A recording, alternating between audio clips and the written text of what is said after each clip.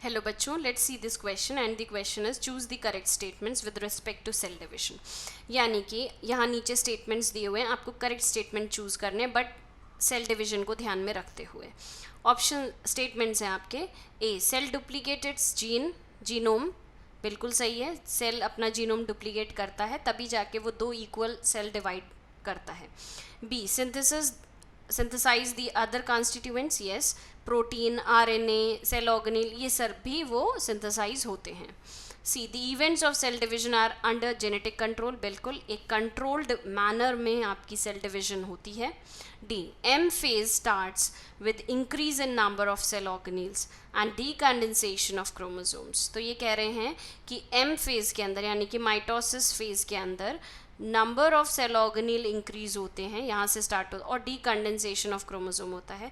तो ये गलत है, कंडेंसेशन ऑफ क्रोमोसोम होता है, तो ये स्टेटमेंट आपका गलत हो जाता है। तो यानी कि A, B and C statements are correct statement, जो कि हमसे क्वेश्चन में भी पूछा जा रहा है। तो चलिए देखते हैं ऑप्शंस। ऑप्शन ए कह रहा है ए और डी सही हैं, तो ये गलत हो जाता है। बी, सी एंड डी गलत है।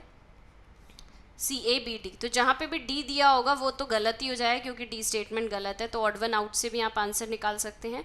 सो the final and correct answer of this question is D option, that is A, B and C. Okay, thank you and best of luck.